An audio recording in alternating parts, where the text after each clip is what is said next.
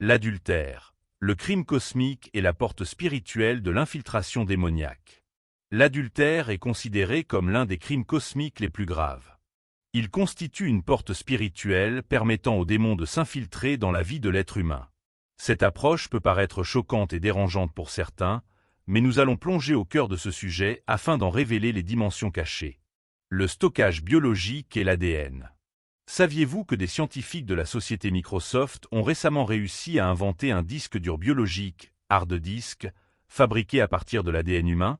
Celui-ci a été utilisé comme support de stockage de données, permettant de conserver des millions d'informations dans seulement quelques milligrammes d'ADN provenant des fluides et des tissus humains.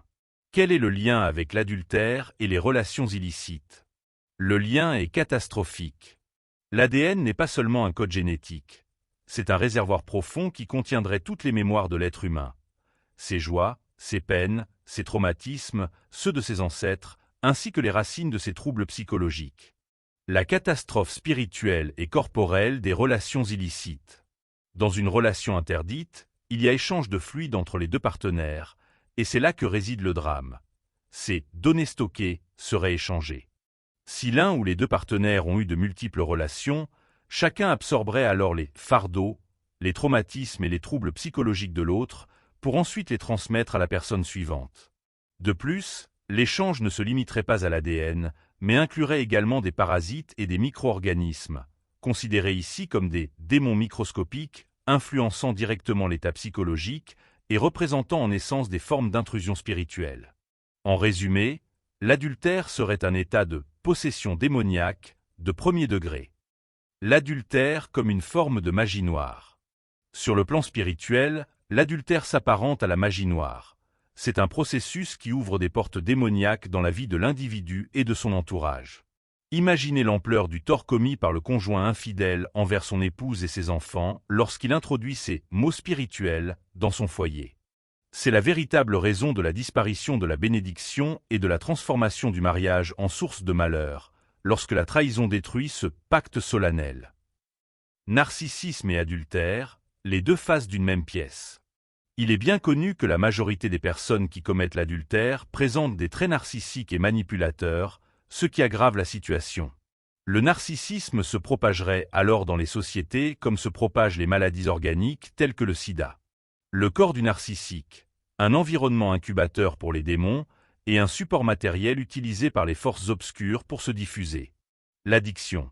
Le narcissique est souvent dépendant de l'adultère, car l'ego démoniaque dirige ses pensées et contrôle ses désirs sans qu'il en ait conscience.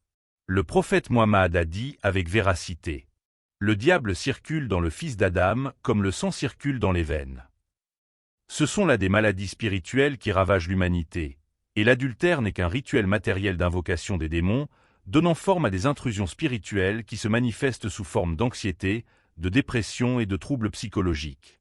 La trahison suprême est l'avertissement religieux. La plus grande catastrophe est que l'adultère, par cette trahison, rompt son pacte avec Dieu avant même de trahir son partenaire. C'est pour cette raison que Dieu a interdit le mariage avec l'adultère. Il dit dans la sourate An-Nour: « Le fornicateur n'épouse qu'une fornicatrice ou une associatrice, et la fornicatrice n'est épousée que par un fornicateur ou un associateur. Et cela a été interdit aux croyants. » Réfléchis à la manière dont Dieu a associé l'adultère au polythéisme. L'adultère est un polythéiste caché qui adore ses passions en dehors de Dieu. Question finale. Qu'en est-il de la femme divorcée? C'est ici que se manifeste, selon cette approche, le miracle scientifique de l'islam à travers la Idda, le délai légal. Dieu dit: « Les femmes divorcées doivent observer un délai d'attente de 3 périodes menstruelles. » Sourate Al-Baqara, verset 228. Et il dit également: « Ceux d'entre vous qui décèdent en laissant des épouses, celles-ci doivent observer un délai d'attente de 4 mois et 10 jours. » Sourate Al-Baqara, verset 234.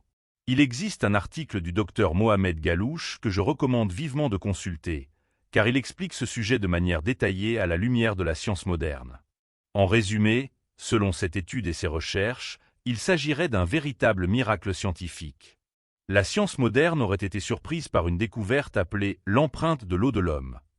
Le liquide séminal masculin contiendrait 62 protéines, différentes d'un homme à l'autre, comme les empreintes digitales.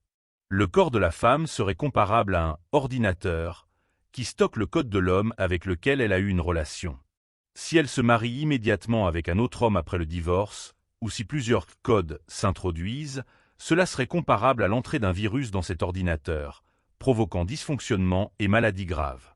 Il aurait été scientifiquement établi que les premières règles après le divorce éliminent entre 32% et 35% de l'empreinte de l'homme.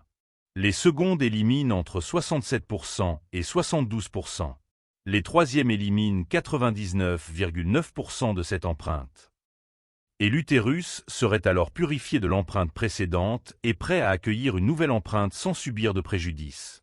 C'est pour cette raison que les pratiques de prostitution conduiraient à des maladies mortelles, en raison du mélange des fluides séminales dans l'utérus. Conseil final. Méfie-toi de la fréquentation de l'adultère qui se vante de ses péchés. Il est un mauvais compagnon et un souffleur de braise contre lequel le prophète nous a mis en garde, car il te brûlera par les démons qui l'entourent. Coupe tout lien avec ces personnes sans regret, protège-toi constamment par les invocations, car Allah te suffira contre eux, et il est l'audit, l'omniscient.